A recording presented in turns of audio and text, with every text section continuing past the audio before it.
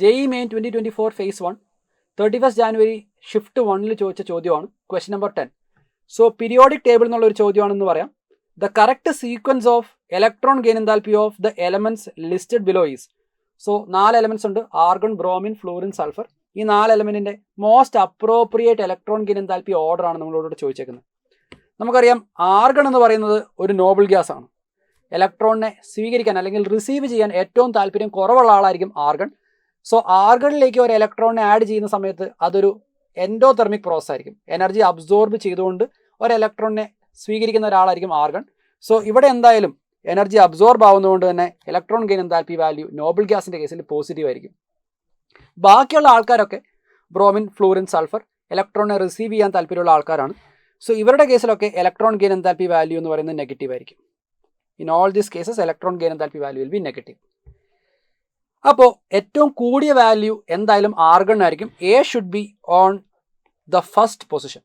So നമുക്ക് അങ്ങനെയാണെങ്കിൽ option 1ഉം option 4ഉം നമുക്ക് എലിമിനേറ്റ് ചെയ്യാം.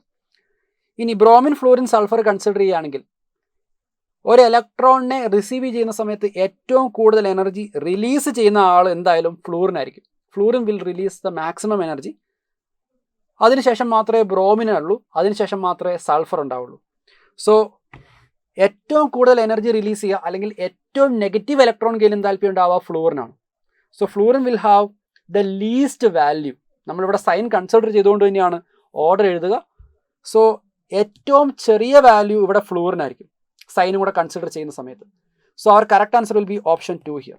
ഇനി ഈ വാല്യൂസ് ഞാൻ വേണമെങ്കിൽ എഴുതി തരാം. ആർഗണിൻ്റെ കേസിൽ വാല്യൂ വിൽ ബി +96. രണ്ടാമത്തെ പൊസിഷനിൽ സൾഫർ ഉണ്ട്. സൾഫറിൻ്റെ വാല്യൂ -200. ബ്രോമിൻ്റെ കേസിൽ the value will be -325. And ഫ്ലൂറിൻ്റെ കേസിൽ ദ വാല്യൂ വിൽ ബി -333. ഇതെല്ലാം കിലോ ജൂൾ പെർ മോൾ യൂണിറ്റിലാണ്. ഇവിടെ ഏറ്റവും ഹയസ്റ്റ് വാല്യൂ ആർഗണിനാണ്, അതിനുശേഷം സൾഫർ, പിന്നെ ബ്രോമിൻ, പിന്നെ ഫ്ലൂറിൻ. സോ നമ്മുടെ കറക്റ്റായിട്ടുള്ള ആൻസർ എന്ന് പറയുന്നത് ഓപ്ഷൻ 2 ആയിരിക്കും.